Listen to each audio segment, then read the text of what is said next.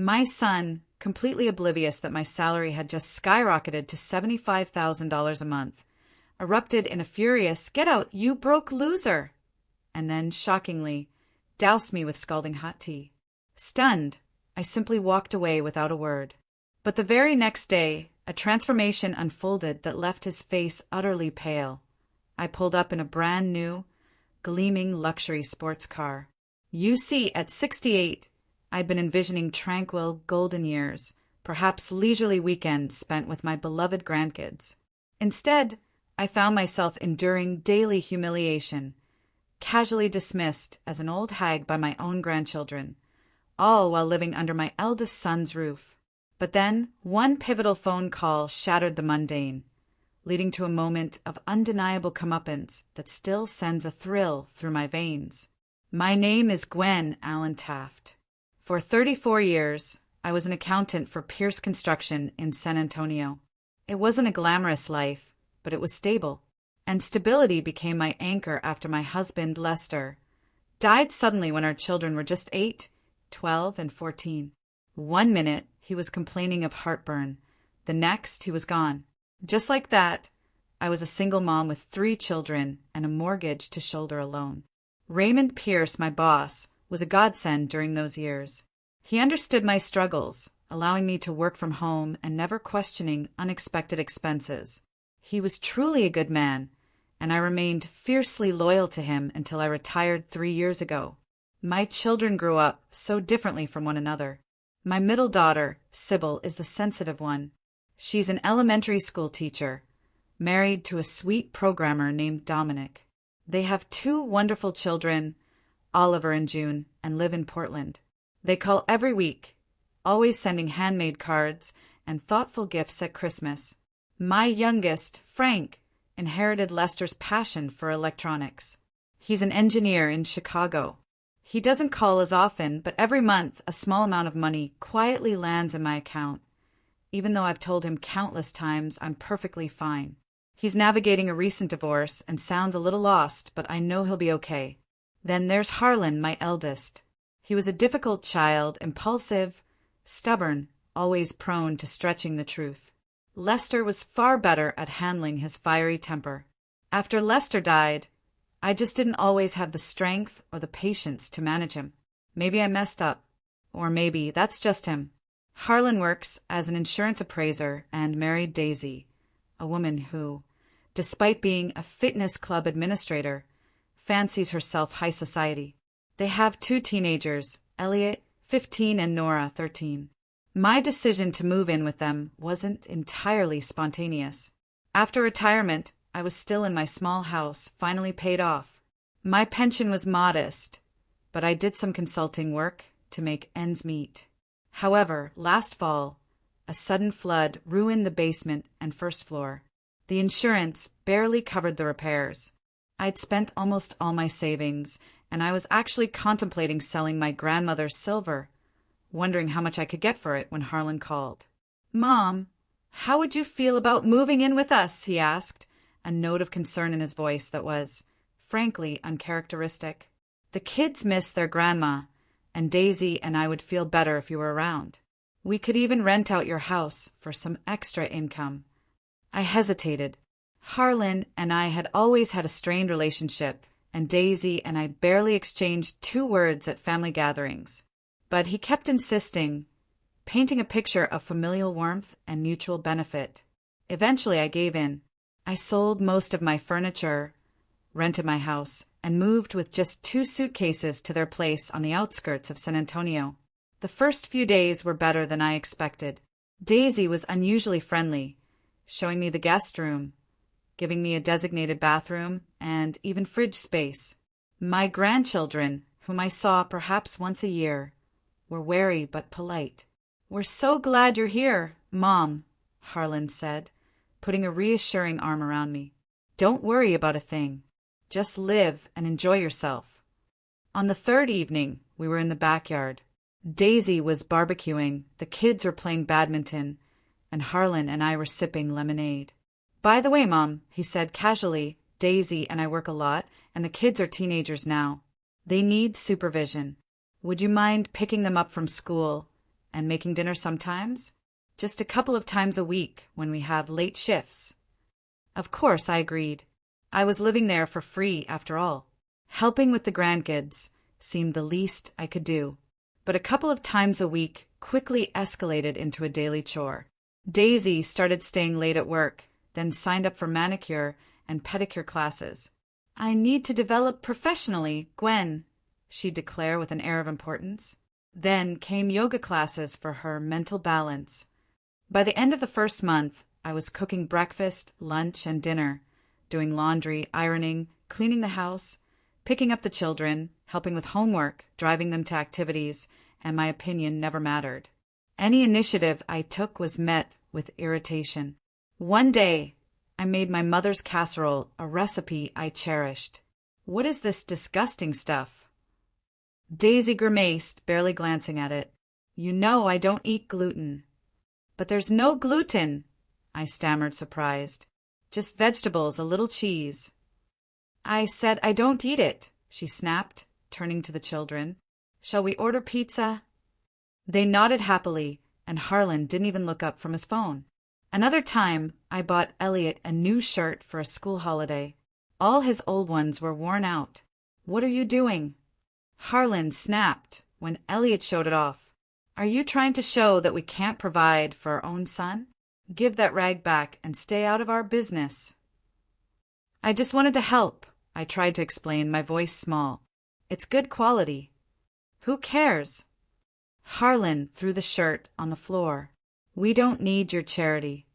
After that, he didn't speak to me for a week, and Daisy took every opportunity to make snide remarks about certain pensioners sticking their noses in other people's business. The worst part, my grandchildren adopted their parents' attitude with shocking speed. At first, they at least said hello. Now, they pretended I didn't exist. Elliot, thinking I couldn't hear him, called me an old hag. Nora wrinkled her nose and said I smelled old. I tried to talk to Harlan about it, but he simply dismissed me. "Stop being so dramatic, Mom. You live in our house for free, so be thankful."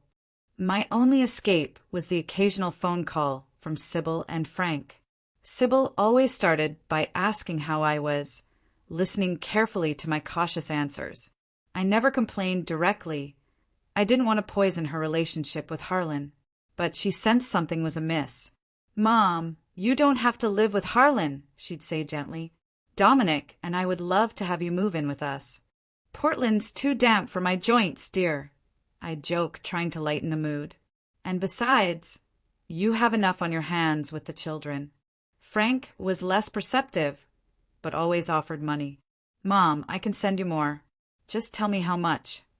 "I have everything I need, son," I'd reply, my voice softening. "You'd better buy yourself something nice." Those warm conversations only made life at Harlan's house feel even more depressing.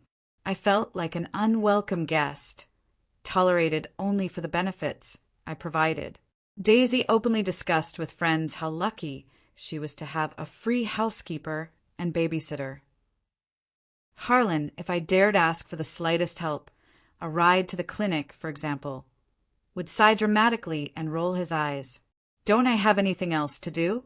Call a taxi." By the end of the third month, I was seriously considering moving back home, even if it meant breaking the lease on my house and going into debt. But just then, a phone call came that changed absolutely everything. It was a Tuesday afternoon. Around 5 p.m. Daisy wasn't home. The kids were at practice and Harlan wasn't due until 8. I was cooking dinner when my old flip phone rang. An unfamiliar number. I was about to hang up. Scammers harassed me regularly, but something compelled me to answer. "Gwen Allen, this is Raymond Pierce. I don't know if you remember your old boss." Raymond's voice was weaker than I remembered, but it was him, with that characteristic hoarseness and slight Texas accent. "Of course, Mr. Pierce," I replied, surprised. "How are you?" "Been better, Gwen." "Been better," he sighed heavily. "Listen, we need to talk. It's important. Can you come to the office tomorrow at 10 a.m.? I hesitated. Wednesday. Nora had piano at 2 p.m. "This is really important, Gwendolyn," Raymond's voice was almost pleading. "I wouldn't bother you if there was anyone else I could ask." "All right, Mr. Pierce," I said, making up my mind. "I'll be there." "Thank you, Gwen Allen. And be prepared for a serious conversation." He hung up, leaving me completely baffled. We hadn't spoken since I retired. What could he possibly need me for? And why did he sound so doomed? The next morning was cool, late April. I woke at 5 a.m., long before anyone else, to make breakfast and get myself ready. Thoughts of Raymond's call had kept me up most of the night. The Pierce construction office was in the same building where I'd worked my whole life. But inside it was totally different. Modern glass replaced old walls. Trendy coffee machines were everywhere, and young employees rushed around with tablets. The reception was now manned by a girl with bright red hair and more piercings than I could count. A stark contrast to the stern Mrs. Becker I remembered. "I have an appointment with Mr. Pierce, Gwendolyn Taft," I announced. The girl looked up, surprised, and gave me a quick once-over. "Mr. Pierce is waiting. 4th floor, down the hall, last door." As I rode the elevator, I nervously tugged at my old tweed jacket. I'd bought it when I worked here, but it still looked decent. I always took care of my clothes. Raymond's office was also new, spacious, modern, with huge windows overlooking San Antonio. But Raymond himself, sitting at his massive desk, looked so much worse. He'd lost a lot of weight, his hair completely gray, and deep shadows ringed his eyes. When he stood to greet me, I saw a slight limp. "Gwen," he exclaimed with unexpected warmth. "How wonderful to see you. Please have a seat." He pointed to a chair, then came around to sit beside me, dropping the formal boss-employee distance. "You haven't changed a bit," I began, "but you—" I stopped, not wanting to be tactless. "I look terrible. I know." Raymond waved a dismissive hand. "Pancreatic cancer, late stage. Doctors give me 3 to 6 months." I gasped, pressing a hand to my lips. Raymond had always been the picture of vitality, energetic, tireless. Seeing him so weakened, it was painful. "I'm so sorry," I murmured. "Don't be," he smiled weakly. "I've had a good life, Gwendolyn. Built a business, raised a daughter, even played with my grandkids. But that's not the point." He paused, gathering strength. "The company is in danger." After my diagnosis, he explained, he started preparing to sell to protect his employees and ensure his family got a good deal. "But my CFO, Vernon Gray, remember him?" I nodded. Vernon had joined a couple of years before I retired. A slick Wall Street guy Raymond hired to modernize finance. "He's cooking the books," Raymond continued, lowering his voice conspiratorially. "Hiding assets, underreporting profits, creating fictitious debts. He's laying the groundwork to buy the company for a song after I die. I have proof, but I need someone who understands all his schemes. Someone who can fix this before the sale. And you thought of me?" I asked, surprised. "But I've been retired for 3 years. Everything's changed. New programs." Raymond covered my hand with his, dry and hot. "You're the best accountant I ever worked with. You have a sharp mind and tremendous integrity. I trust you more than anyone else in this company. Listen," he squeezed my hand tighter. "I'm offering you the position of Chief Financial Officer, full access to all documents, signing authority, and a salary of $75,000 a month." I gasped. The amount was astronomical, tens of times more than I'd ever earned. "That's impossible," I breathed. "You could hire anyone on Wall Street for that kind of money." "That's where Vernon came from," Raymond said with a bitter smile. "No, I need someone I can trust. Someone who knows the company inside and out and won't sell it out for their own gain." He handed me a folder. "Here's a 6-month contract.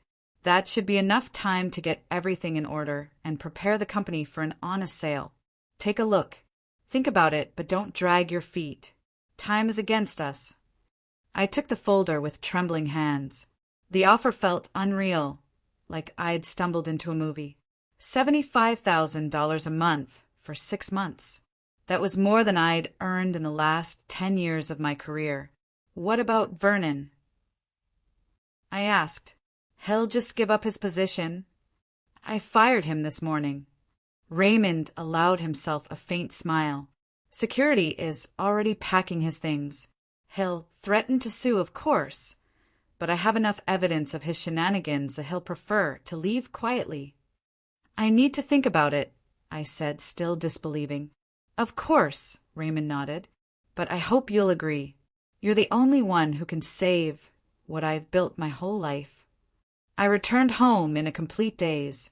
The contract folder seemed to burn in my hands, 1,000 thoughts swirling. On one hand, this was a chance for financial independence and to help a man who'd been so good to me. On the other, I wasn't sure I could handle such responsibility at my age. I stopped in front of Harlan's house, taking a deep breath. I had to come up with an explanation for my absence. Nora had probably already complained that Grandma hadn't picked her up. I was right. The moment I stepped inside, an angry Daisy confronted me. "Where have you been?" she snapped. Nora had to take the bus. She missed her piano lesson. "I had to go to the clinic," I lied, deciding not to mention Raymond's offer. A spot suddenly opened up with a cardiologist, and I'd been waiting 2 months. "And you couldn't have warned me." Daisy crossed her arms, her voice sharp. "I missed an important client meeting because of you. I had to ask for time off to pick up Nora. I tried to call, but my phone died." I continued my fabrication.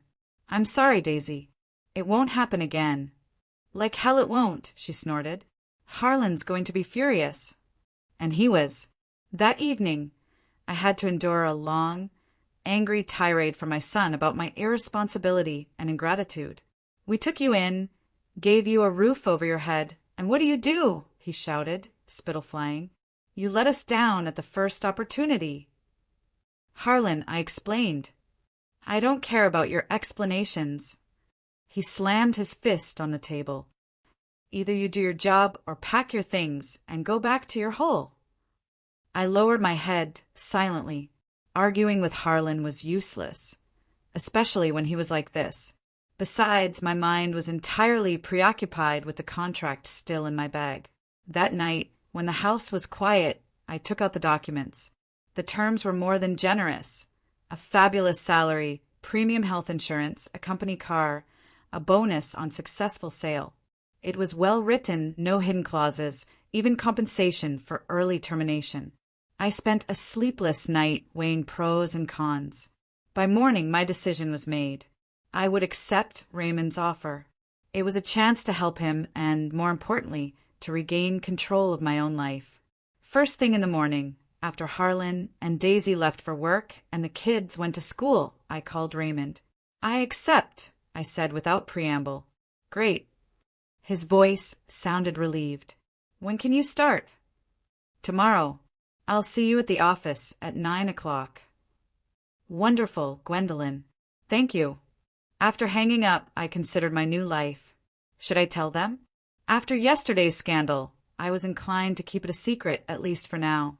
Knowing Harlan and Daisy, I could guess they'd immediately demand money for repairs, a new car, private school for the kids. No, I needed to get on my feet first, save enough for my own place, then decide. As a cover story, I invented volunteering at the local library. They needed help sorting books. It sounded plausible for someone my age and explained my weekday absences. That evening, I casually mentioned my volunteering over dinner. "The library?" Harlan asked, his mouth full. "Why?" "So I don't sit at home all day," I shrugged. "I need something to do, to be around people." "Who's going to pick up the kids from school and cook dinner?" Daisy immediately chimed in, her eyes narrowed. "I've arranged to work part-time," I lied smoothly. "I'll be done by 2, so I'll have time." Harlan and Daisy exchanged glances, clearly dissatisfied, but they couldn't argue directly. It was unpaid after all. "Just don't let it interfere with your duties here," Harlan warned, his tone sharp. "We didn't take you in so you could entertain yourself with books." "Of course, dear," I replied meekly, suppressing the urge to tell him the truth about my new salary. The next day, I started at Pierce Construction. The first few weeks were incredibly difficult. I had to learn new computer programs, unravel Vernon's complicated diagrams, and navigate the skepticism of coworkers. But gradually things fell into place. My many years of experience proved invaluable. I knew the company's ins and outs, remembered project histories, and re-established old connections. Accounting was my strong suit, and Vernon's schemes, though clever, were steadily unraveling. Raymond, despite his declining health, came to the office every other day, spending long hours with me, supporting my decisions. "You're doing even better than I expected," he said after a successful meeting. "I knew I was right about you, Gwen." His words meant more to me than all the money in the world. For the first time in a long time, I felt needed, competent, respected. It was an intoxicating feeling, especially compared to how I was treated at home. At home, the situation only worsened. Daisy, unhappy that my volunteering meant I had less time for chores, became even more nitpicky and sarcastic. "You've oversalted the soup again," she goaded at dinner, "and the laundry isn't ironed properly. Maybe you should spend less time on your books and more time taking care of the family that took you in." Harlan supported her, adding his own complaints. "Mom, you've been kind of distracted lately. Forgot my favorite cheese. Didn't write down a message from my boss. It's all because of your stupid library. Maybe you should stop playing charity." But the worst were the grandchildren. Now that Elliot and Nora realized their parents wouldn't reprimand them, they stopped even pretending to be polite. Once, I caught Nora rummaging through my bag. "What are you doing?" I asked, trying to hide my alarm. There was a pay slip in the bag. "Looking for money," she replied cheekily. "I need a new phone case." "Nora, you can't take other people's things without asking," I said, carefully taking the bag. "If you need money, ask your parents." "What could I possibly take from you?" the girl snorted. "You have nothing. You're a bum." I froze at such blunt rudeness. Before I could respond, Daisy entered. "What's going on here?" she asked, her gaze sharp. "Grandma won't give me money for a cover," Nora complained immediately. "And she hides her stupid bag from us." "She was rummaging through my things," I tried to explain. "What secrets could you possibly have?" Daisy interrupted, cutting me off. "You live in our house. You eat our food. If my daughter asks you for something, you have to help her. No buts." Daisy continued, "Give her the money for the cover, since she's asking. I don't think you have anything more important to spend it on." Silently, I took out my wallet and handed Nora $20, money I'd been saving for new tights. She snatched the bill with a triumphant grin and ran out. "And remember," Daisy poked me with her finger, "no secrets in my house." "Got it." After she left, I sat on the bed, my hands shaking. I needed a more secure place for my work documents. Another time, Elliot accidentally spilled orange juice on my favorite blouse, which I just had dry cleaned for an important investor meeting. "Oh, I'm sorry," he said with feigned remorse. I didn't notice. "It's okay," I sighed, knowing full well it wasn't an accident. He looked far too pleased with himself. "Come on, Mom," Harlan interjected as I started washing the stain. "It's just an old rag. You can buy yourself a new one someday." They laughed, father and son, exchanging knowing glances. I said nothing, but inside, a knot of hurt and anger tightened. That night, lying in bed, I allowed myself to truly think about how my life would change with my new salary. I could rent a beautiful apartment, buy a car, travel. I could help Sybil and Frank spoil their children. I could cut off all contact with Harlan and his family if I wanted to. It was an intoxicating, dizzying freedom. I fell asleep with a smile, imagining Harlan's face when he finally found out the truth. But in the morning, common sense prevailed. I had to proceed cautiously. First, save enough money, find a place to live, maybe consult a lawyer about my will. I didn't want Harlan to get a penny of my money after I died. In the meantime, I had to endure the daily humiliation, pretending everything was fine. Every morning, I went to my library, worked myself to exhaustion at the office, then returned home to cook, clean, and listen to complaints and ridicule. Sometimes it felt like I was living a double life. Successful financial director by day, powerless servant by night. It was exhausting, but the thought that things would soon change gave me strength. "Hang in there, Gwen," Raymond encouraged me, noticing the circles under my eyes. "You're doing an incredible job. Just a little more, and we'll get the company out of this crisis." I smiled gratefully, not telling him about my domestic problems. He had enough worries of his own. Raymond was fading fast. Every day could be his last. Yet he kept coming to the office, solving problems, making plans for a company he would never see flourish. And at home, new trials awaited. Daisy suddenly decided I should also clean the garage and backyard. "You sit in your library all day," she said, her voice sharp. "Consider it compensation for your absence." "But I already do all the housework," I tried to argue. "And the library is work, too, even if it's unpaid." "Who needs your fussing with books?" Daisy snapped. "You live here for free, so be nice and work for it." I gritted my teeth and said nothing. The work days blended into an endless marathon. I woke at 5 a.m., made breakfast, packed lunches, then slipped out while everyone was asleep. On the way to the office, I'd stop at a cafe for a coffee, a small luxury I could now afford. By 8:30, I was at my desk, diving into financial reports. The work was harder than I had expected. Vernon had left a real mess of fake documents, hidden accounts, and confusing transactions. But methodically, step by step, I untangled the knot. "Gwendolyn, you're a miracle," Raymond said, looking over my reports.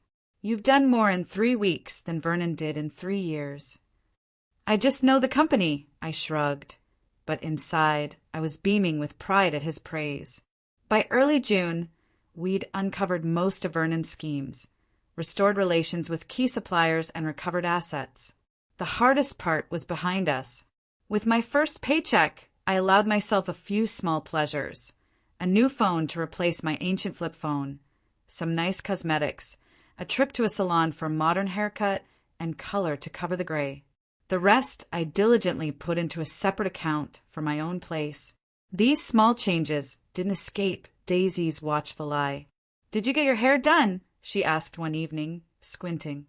"And is that a new phone?" "Yes," I said, trying to sound casual. "There was a volunteer event at the library, free haircuts from hairdressing college students, and Sybil gave me the phone for my birthday." "Your birthday is in November," Daisy remarked dryly. "It's a belated gift," I quickly replied. She was saving up for it. Daisy clearly didn't believe me, but she didn't pursue it. She was more interested in whether I'd made the lasagna she asked for. At the office, I felt completely different. There, I was a respected professional, my opinion valued, my decisions carrying weight. Young employees, initially skeptical of the old lady from the last century, now came to me for advice. Even the conservative board members, who initially opposed my appointment, recognized my competence. "Mrs. Taft, you've done an amazing job restructuring the debt with Gardner Investments," Alastair Montgomery, the most nitpicky director, told me one day. "I think we all underestimated you." I just nodded, accepting the compliment, and smiled inwardly, imagining Harlan's reaction if he heard his mother spoken of with such respect. At home, the tension grew. Harlan and Daisy seemed determined to squeeze every last drop out of me. My duties now included not only house cleaning, cooking, and childcare, but also laundry, ironing, gardening, walking the dog, and helping Elliot with his math. "Mom, you're an accountant," Harlan would say, ignoring my protest that I was tired. Explain these fractions to him. "I don't have time," I finally snapped. Harlan stared at me as if I'd suddenly spoken a foreign language. "Of course you have time," he said slowly. "What else do you do? Your volunteer work is just a hobby that we graciously allow you to do." "I'm a person, too," I said quietly, my voice firm. I have my own things to do and needs to fulfill. What other needs? He snorted. You have a roof over your head and food to eat. What more do you want? Instead of complaining, you should be grateful that we took you in. There was such sincere conviction in his voice that I realized it was useless to argue. He truly believed he was doing me a huge favor by letting me live in his house, by letting me serve his family. I said nothing, swallowing my resentment, and went to help Elliot. The boy greeted me with undisguised contempt. Don't think I'm going to listen to some old woman. Just do my homework for me. I took a deep breath, reminding myself, soon, just a little longer, and I would leave here with my head held high. Raymond noticed my state. One day after a meeting, he kept me in his office. Is something wrong, Gwendolyn? He asked with genuine concern. You look exhausted. I wanted to brush it off, to say everything was fine, but suddenly I couldn't keep it all inside. I told him about my life with Harlan and his family, the constant humiliation, the struggle of leading a double life. Raymond listened attentively. When I finished, he shook his head. Gwen Allen, why do you put up with this? You now have the means to live on your own. I'm saving up for a place, I explained. I want a nest egg before I take the plunge. That's wise, he nodded. But don't forget that life is too short to waste on those who don't appreciate you. His words struck a chord, especially considering his situation. Raymond was fading before our eyes. Every day could be his last. But he kept coming to the office, solving problems, making plans for a company he would never see come to full fruition. You're right to want to be financially independent, he continued, but don't let them break your spirit. You're a wonderful woman, Gwendolyn, and you deserve respect. After that conversation, something changed in me. I still did my chores, but I no longer tried to please Harlan and Daisy. If they asked for something clearly excessive, I calmly refused. If the children were rude, I didn't swallow my resentment, but firmly pointed out that such behavior was unacceptable. Of course, this didn't go unnoticed. Daisy complained to Harlan that I had completely let myself go. He reprimanded me, to which I responded politely, but without my former submissiveness. What's going on with you, Mom? He asked once when I refused to sew all his shirts in one evening. You've become different. I'm just a human being, Harlan, I replied, and I have my limits. Are we asking too much of you? He asked, looking genuinely offended. After everything we've done for you? What exactly have you done for me? I asked quietly, my voice steady. What do you mean, what have we done for you? He looked genuinely surprised. We gave you a roof over your head, food, a family. Without us, you'd be living alone in your ramshackle shack with no one to care about you. In his eyes, I saw absolute conviction that he was right. For Harlan, this wasn't manipulation, but a statement of fact. He truly believed he was doing me a great favor. For the first time, I realized how deep the chasm between us was. My own son didn't see me as a person, but as a function, a tool for his convenience. No words I could say would change that. From that moment on, I began counting the days until I could leave. Every morning, leaving for work, I'd mentally note another day gone. Every evening, returning to Harlan's house, I'd tell myself, this is temporary. My inner alienation must have been noticeable because the attitude toward me at home grew worse. Daisy stopped even pretending to be polite. Elliot and Nora openly ignored my requests, and Harlan increasingly spoke to me in an irritated tone, as if I were a disobedient child. Then, in mid-July, when my bank account held enough for the first month's rent and more, something happened that finally decided everything. It was Saturday, a day off. For the first time in a long time, I had the whole day free. The office had a cleaning day, and I told my family I was doing inventory at the library. I planned to look at apartment listings, maybe even view a few. But Harlan and Daisy had other plans. Mom, Daisy, and I want to see this new movie, my son announced at breakfast. Will you watch the kids? I have some things planned for today, I replied cautiously. What things? Daisy didn't even look up from her phone. You have the day off. You could spend it doing something useful, spending time with your grandchildren. I have a doctor's appointment. I lied, knowing they wouldn't believe me anyway. The orthopedist for my arthritis. I've been waiting 2 months. Reschedule it, Harlan shrugged dismissively. It's not that urgent. I can't reschedule, I tried to say firmly but calmly. The doctor is very busy. The next appointment won't be until September. So what? Daisy interjected, her tone impatient. You can wait until September. You won't fall apart. We want to go to the movies. My knees hurt already. I need to see the doctor. I decided to stand my ground. God, Mom, Harlan rolled his eyes. Always your health problems. Why can't you just help your family when they ask you to? I help you every day. My patience was wearing thin. I cook, clean, pick up the kids, help with homework. Can I have 1 day to myself? To yourself? Harlan asked, sounding as surprised as if I'd said something absurd. What would you do to yourself? You're retired. You don't have a job, hobbies, or friends. Your life is us, your family. I have my own life, I said quietly but firmly, and my own needs. What needs does an old woman have? Daisy snorted, not looking up from her phone. The main need at your age is to be useful to your family, not a burden. I looked at her, then at Harlan, who was nodding in agreement with his wife's every word, and realized this conversation was utterly pointless. They truly didn't see me as a person with my own desires and rights.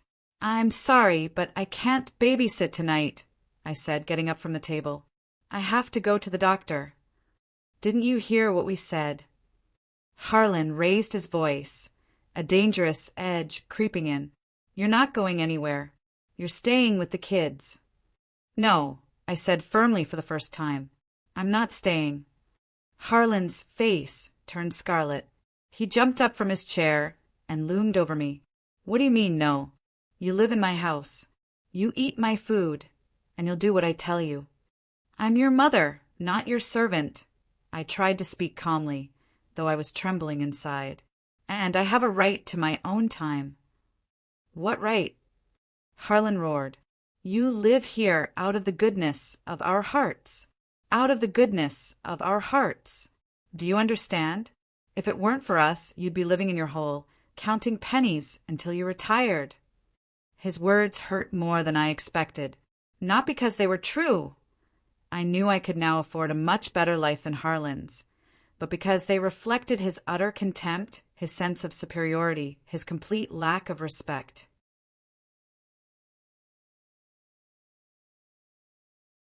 I'm leaving, I said, feeling strangely calm. I'm going to see the doctor now, and we'll talk tonight when you've calmed down.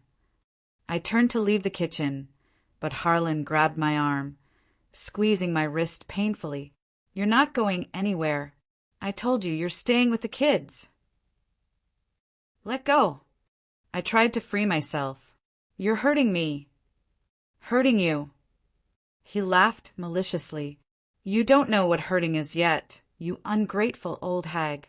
We took you in, gave you a home, and instead of gratitude, you throw a scene.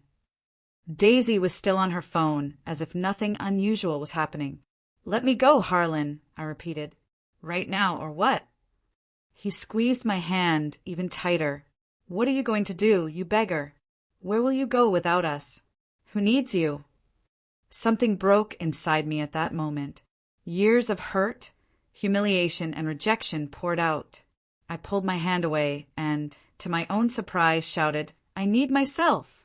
I'm a human being, not a thing. I'm your mother who raised you alone after your father died, who worked 2 jobs so you could go to college. And this is how you thank me? By treating me like a servant? By humiliating me in front of my own grandchildren? My screams seemed to stun everyone. Daisy even looked up from her phone, and the children froze, mouths agape. But Harlan quickly regained his composure.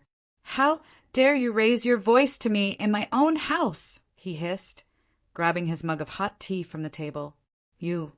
He didn't finish his sentence. Instead, he threw the hot tea in my face. The scalding liquid ran down my cheeks, neck, and chest, soaking my blouse. I screamed in pain and surprise. "Get out, you beggar!"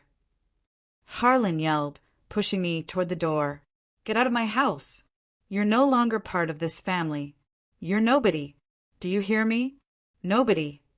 Shocked, my face and clothes wet with tea, I backed toward the door. Harlan's eyes burned with a fury I had never seen before.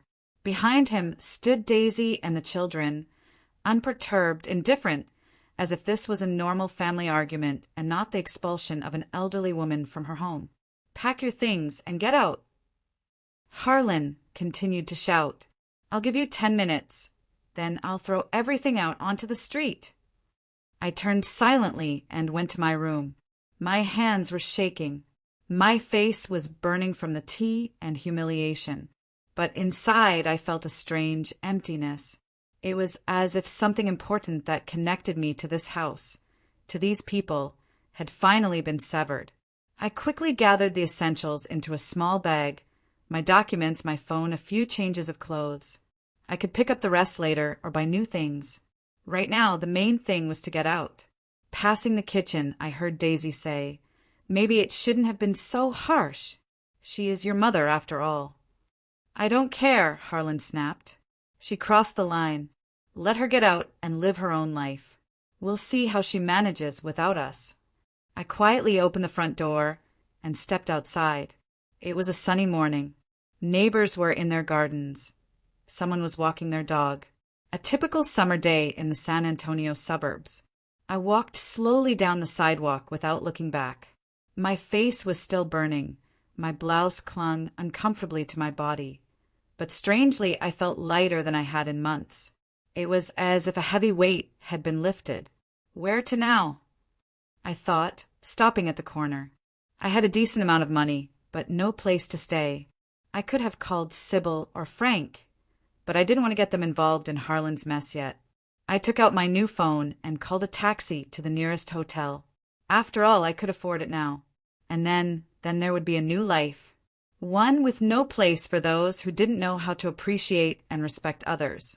Sitting on a bench waiting for the taxi, I suddenly caught myself smiling. For the first time in a long time, I felt truly free. The Riverview Hotel turned out to be a real lifesaver. The spacious room with air conditioning, a soft bed, and a large bathroom seemed like a palace after Harlan's cramped guest room. First, I took a long, hot shower, washing away not only the sticky tea, but all the negativity of my past life. Red burn marks remained, but fortunately they weren't too serious. The manager, noticing my condition, offered a first aid kit. I carefully applied healing ointment. When I was done, I sat on the edge of the bed and finally allowed myself to comprehend what had happened. My own son had kicked me out, poured hot tea on me, called me a beggar, and thrown me out like trash. And he did all this in front of his wife and children, who did nothing to stop him. Strangely, instead of despair, I felt only emptiness and a slight bitterness. It was as if the last thread connecting me to Harlan had finally snapped, freeing me from any illusions or hopes for a relationship. I took out my phone and, after a moment's hesitation, dialed Raymond's number. Despite it being his day off, he answered almost immediately. "Gwen, is something wrong?" His voice sounded concerned, and it touched me unexpectedly. Holding back tears, I briefly told him what had happened. "My God," Raymond exhaled when I finished. "That's terrible. Are you okay? Do you need medical attention?" "No, just minor burns," I replied. "I'm at the Riverview Hotel. They have everything here." "Stay there," he said firmly. "I'll call my friend at the real estate agency. We'll find you a decent place to live, not just temporary shelter." After talking to Raymond, I felt a little better.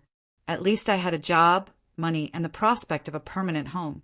Not bad for a woman my age who'd just been kicked out by her son. My next call was to Sybil. "Mom," she answered, surprised. "You rarely call on Saturdays." "I'm not living with Harlan anymore," I said, deciding not to beat around the bush. What? Why? What happened? I told her everything, trying to be objective. Some details, like the hot tea, still made her gasp in outrage. Oh my God, Mom, that's awful, she exclaimed. Do you want Dominic and me to come over? Or you can fly to Portland? No, honey, I replied gently. I'll be fine. I have a job and money for housing. A job? Sybil asked, bewildered. You mean volunteering at the library? But does that pay? And then I decided it was time to tell the truth, at least to Sybil, the most sensitive of my children. Actually, I don't work at the library, I confessed. I'm the chief financial officer at Pierce Construction. I make $75,000 a month.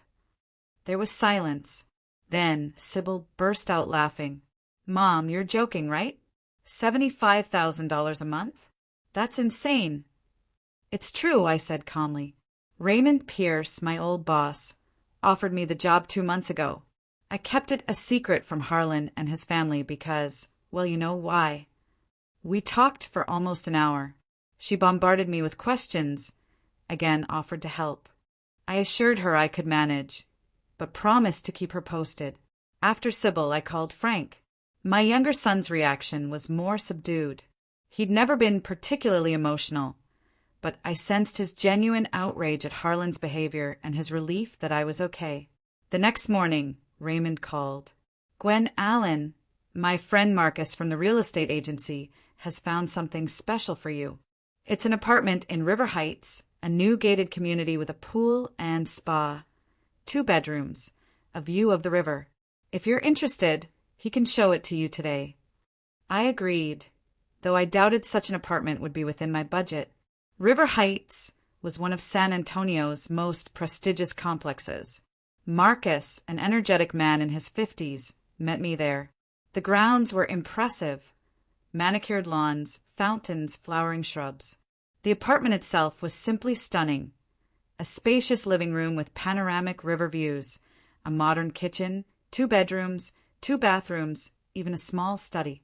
Marcus named the price, and I was surprised. It was well within my means. The owner is going abroad for 3 years, Marcus explained. Wants a reliable tenant. I told him about you, CFO of a reputable company, recommended by Raymond Pierce himself. He agrees to a long-term lease with a fixed rate and the right of first refusal if you decide to stay. The next day, I signed a lease for an apartment in River Heights. By evening, I'd moved my few belongings from the hotel. The empty rooms felt uncomfortable, but that was temporary. Now, I had the means to furnish the place to my liking. On Monday, I returned to work with renewed energy. My colleagues noticed the change. I looked more energetic, more focused, despite the tumultuous weekend. Over the next 2 weeks, I immersed myself in setting up my new life. During the day, I worked at the office, preparing the company for sale. In the evenings, I worked on the apartment, buying furniture, dishes, textiles, gradually turning the empty space into a real home. I allowed myself a little luxury, a designer sofa, a bed with an orthopedic mattress. I dreamed of a natural wood dining set. Each new item seemed to reinforce my new identity as a successful, independent woman who could afford to live the way she wanted. One evening, Raymond and I were staying late, discussing strategy for upcoming negotiations. How do you get to work, Gwen? He suddenly asked. By taxi, I replied. It's convenient from River Heights, not far. Why don't you buy a car? Raymond suggested. Your contract includes a company car, but you haven't used it yet. I thought about it. Indeed, there was a clause. With moving and settling, I just hadn't had time. I haven't driven in years, I admitted. After Lester died, we only had 1 car and Harlan took it for college.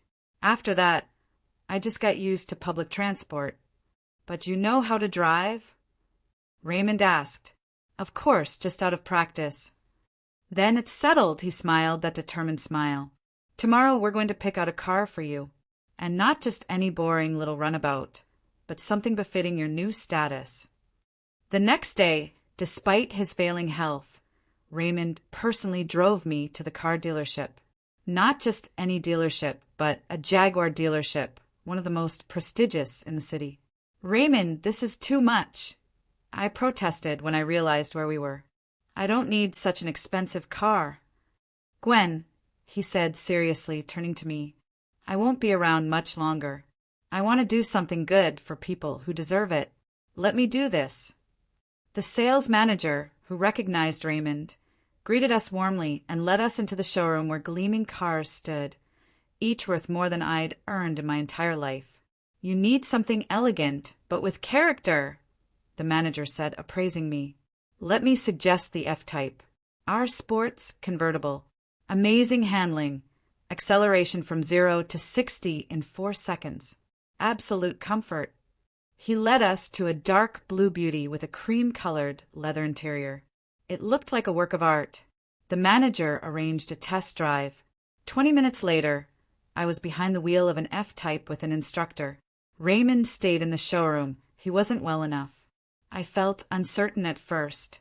Too many buttons, sensitive pedals, a powerful engine. But gradually, with the instructor's guidance, I got used to it. And when we hit the highway, truly feeling what this car could do, I was overcome with pure delight. You're doing great, the instructor praised. For someone who hasn't driven in a long time, you have excellent reflexes. Back in the showroom, I knew I couldn't give up this car. It seemed to embody my new life. Bright, fast-paced, full of possibilities. 2 days later, I was the owner of a new Jaguar F-Type, a dark blue beauty proudly parked in my River Heights spot. The company paid for it in full as part of my severance package and even arranged intensive driving lessons. It was like the world had opened up to me. With my own apartment, a prestigious job, and a luxury car, I felt 10 years younger. I was bursting with energy.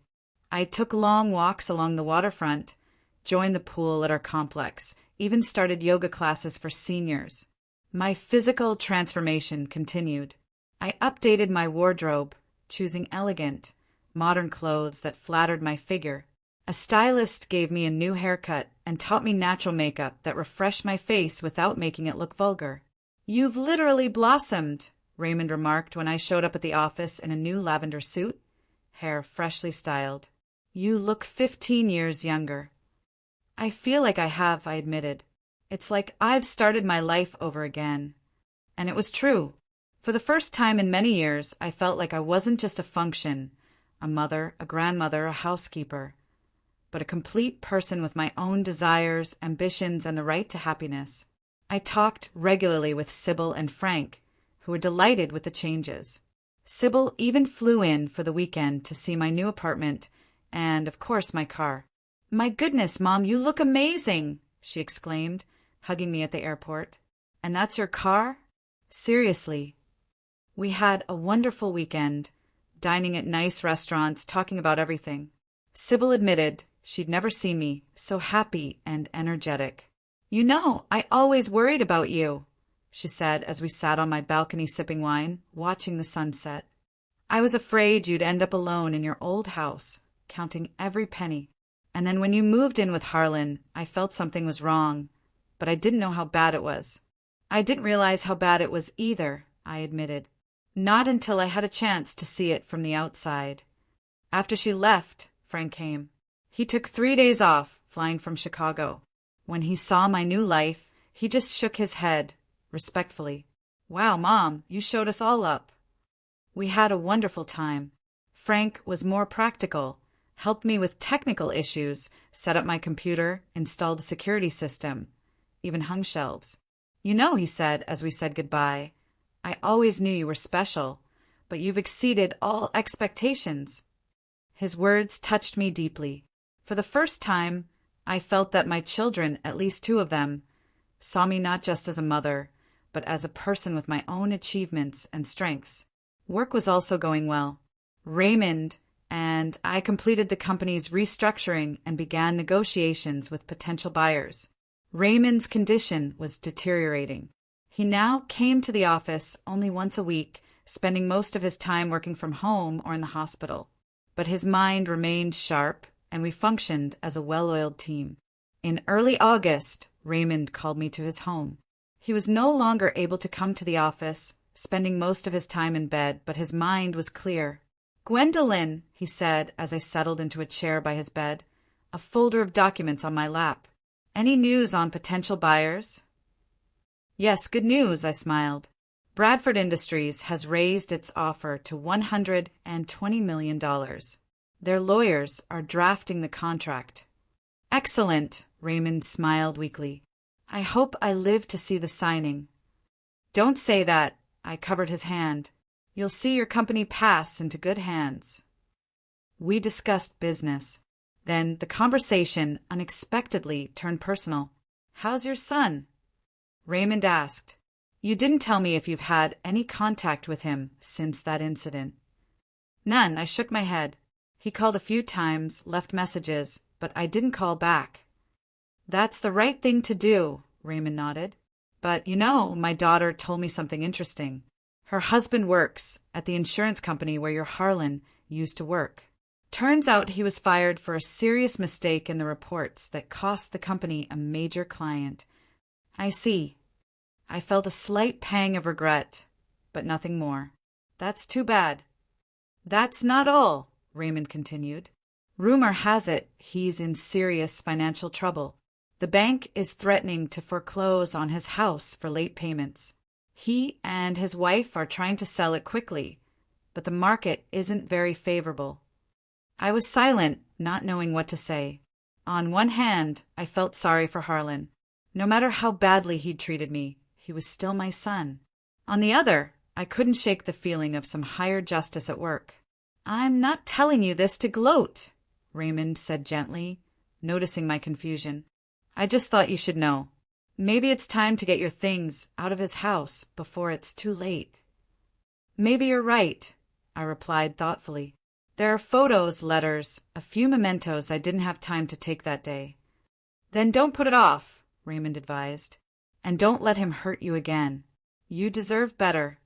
That evening, I called Sybil to find out what she knew about Harlan. She confirmed Raymond's words and added details. "Daisy called me last week, Mom. They're really desperate. Harlan can't find a new job. He was fired in a scandal and got no references. They're selling their house, their car, even their furniture. Daisy asked if I could lend them some money." "And what did you say?" "That we're in a difficult situation ourselves right now," Sybil sighed. "And it's true. Dominic's promotion is on hold. And the children, you know how much education costs these days." "I know, dear," I said gently. "You did the right thing." "Mom," Sybil's voice grew quieter, "don't you think you should help them? I know Harlan did a terrible thing, but he's still your son." I thought about it. Did I really want to help Harlan after everything he'd done? After the humiliation, after he'd thrown me out and poured hot tea on me? "I don't know," I replied. "Honestly, I need to think about it. But first, I want to get my things. I'll call him tomorrow to arrange a meeting." After talking to Sybil, I sat on my balcony for a long time, looking at the lights of San Antonio, thinking about fate. For months ago, I was a powerless pensioner, a free servant in my son's house. Now, I was a successful financial director with a luxurious apartment and a sports car. And now Harlan, who had treated me so cruelly, found himself in a desperate situation. Was there some kind of higher justice at work here, or just coincidence? What should I do now? Help him, or let him reap the rewards of his actions? In the morning, I called Harlan. He answered almost immediately, a strange excitement in his voice. "Mom, is that you?" "Yes, Harlan." I tried to speak calmly. "I'd like to pick up my things that are still at your place. When can I come over?" Of course," he said with unusual helpfulness. "You can come any time. I will be home all day." "Then I'll come tomorrow around 11 o'clock, I said. "Okay, Mom. And I wanted to say, I'm really glad you called. We missed you." I almost laughed at the sudden change in tone. Not long ago, he'd called me a beggar and kicked me out. Now suddenly he missed me. Had Sybil told him about my new job? Or was he so desperate he'd humiliate himself for financial help? "See you tomorrow, Harlan," I said, and hung up without responding to his sentimental outburst. The next morning, I dressed carefully, choosing an elegant ivory sheath dress, low-heeled shoes, minimalist gold jewelry.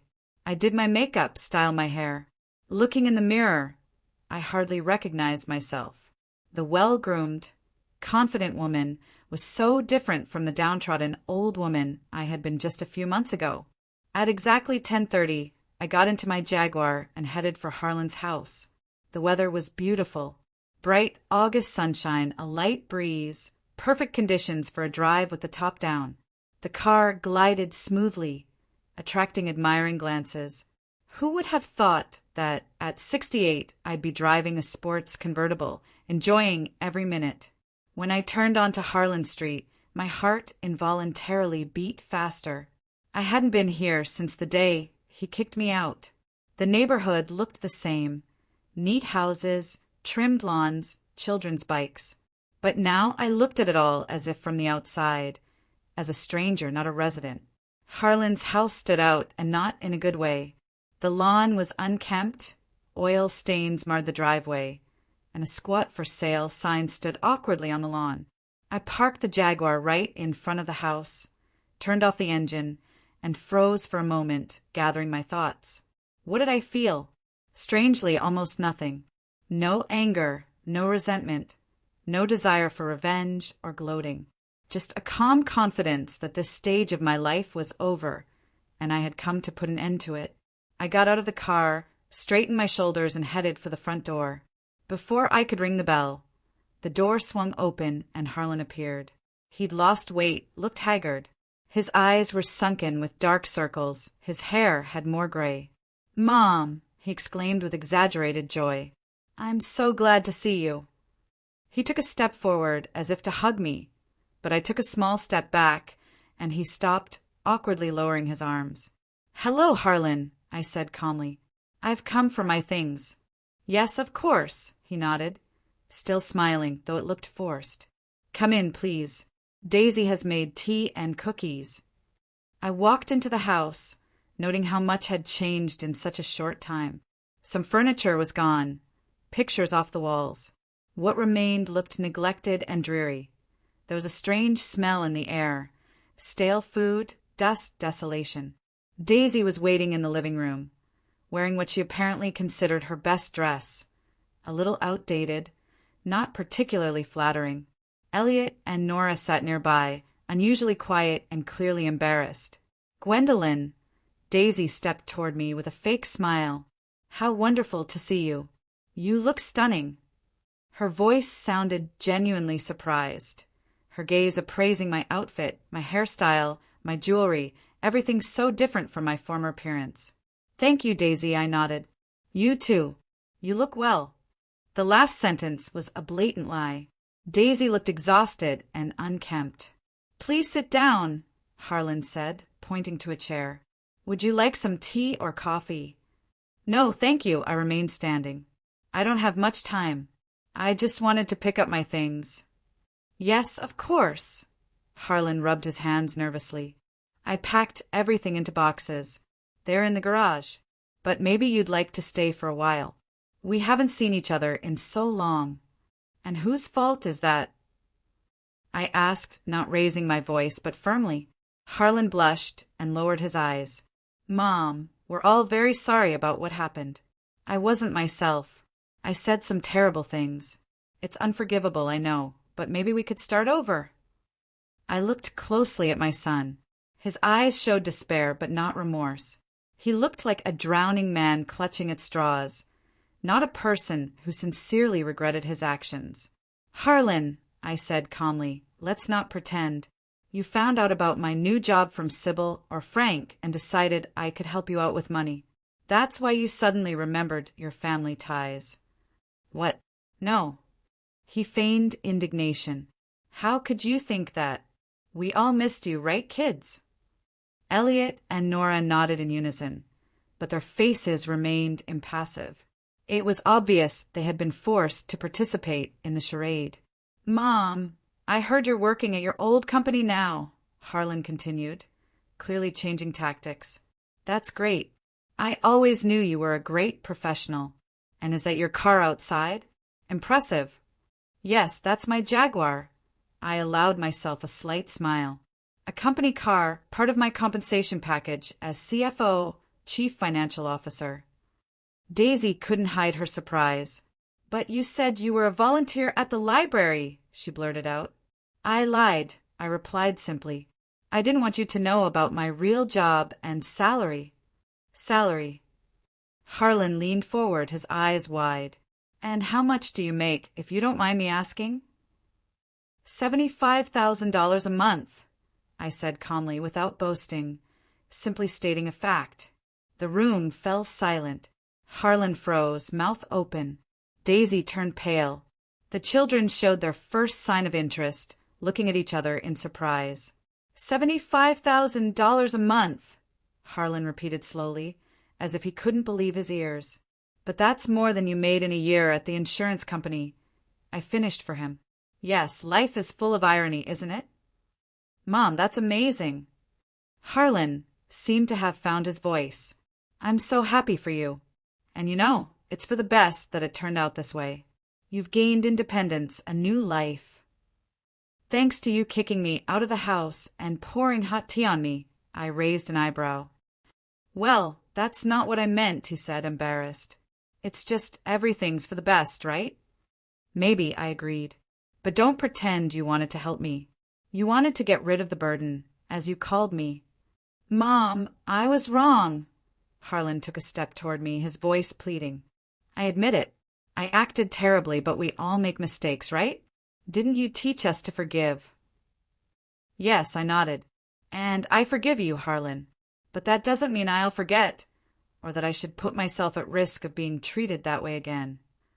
But we've changed, Daisy interjected, her voice now much softer. The last few months have been difficult for us. We've reevaluated a lot of things. Yeah, especially when you found out I make $75,000 a month. I couldn't resist the sarcasm. Gwen Allen, we're truly sorry. Daisy moved closer, her voice honeyed. And we'd like you to be part of our family again. You mean you'd like my money to be part of your family? I corrected her. Let's be honest, at least now, Mom. Don't be like that. Harlan took another step. Of course, things are tough for us financially right now, but it's not about the money.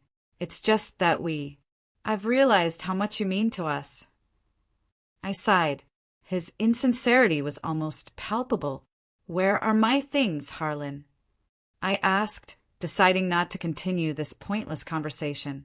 In the garage, he said, visibly deflated. I'll walk you out. We walked through the kitchen to the garage where there were indeed 3 cardboard boxes with Mom written on the side. That's everything, Harlan said. I tried not to forget anything. Your photo albums, books, personal items. I opened the top box and glanced through. Everything looked fine. My old photos, letters, a few mementos. Thanks, I nodded. Can you help me carry them to the car? Harlan picked up 2 boxes, and I took the third, lightest one. We left the house and headed for my Jaguar. Daisy and the children followed, clearly not wanting to miss the spectacle. Wow, Elliot breathed, speaking for the first time. Is that really your car, Grandma? Yes, Elliot. It's my car, I said, opening the trunk, which was large enough to hold all 3 boxes. Cool, the boy muttered with reluctant admiration. Harlan carefully placed the boxes in the trunk and turned to me. Mom, please, let's talk. I know I did a terrible thing, but I'm your son, your flesh and blood. Can you give me a second chance? I looked at him closely. Standing before me was a grown man, my own child, whom I had given birth to, raised, and sacrificed myself for. But in his eyes I saw only calculation and despair, not love or remorse. You know, Harlan, I said calmly, when you kicked me out of the house, you called me a beggar and said I was nobody, that I was living in your house out of the goodness of your heart. You didn't see me as a person, just a function, a convenient servant who cooked, cleaned, and looked after the children. I was wrong, he said, lowering his eyes. I didn't mean it. No, you did, I shook my head. And you know what's the saddest part? I almost believed you. I almost believed that I was nobody, that I didn't deserve respect or a decent life. But now I know that's not true. I closed the trunk and walked around the car to get behind the wheel. Mom, please, Harlan followed me. We're on the verge of bankruptcy. The bank is taking the house. I don't have a job. The kids could end up on the street. I'm sorry you're in this situation, I said sincerely. But you're a grown man, Harlan. You'll manage. But you could help. His voice took on a familiar, demanding tone. You make a fortune, and your own son could end up homeless. Like you once said to me. I opened the car door. Let's see how you manage without us.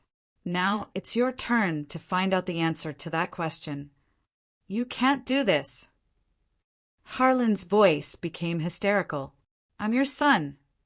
Yes, you're my son, I said, getting behind the wheel. And that's exactly why I'm not just going to give you money. It won't help you become a better person. Maybe when you face the consequences of your actions, you'll finally learn to appreciate other people and treat them with respect. I started the engine, and the powerful roar of the motor made Harlan take a step back. Goodbye, Harlan, I said. I wish you and your family all the best. Mom, he made one last desperate attempt. You can't just leave. We're family. Family isn't just blood, I replied. It's mutual respect, care, and support. When you're ready for a real family relationship, you know where to find me. With that, I pulled away, leaving Harlan, Daisy, and the children standing on the driveway with confused and angry faces. As I pulled onto the highway, I felt a strange sense of relief. Not malice, not vengeful satisfaction, but relief, as if a heavy weight had been lifted from my shoulders. For the first time in many years, I was completely free. Free from guilt, from false responsibility, from toxic relationships.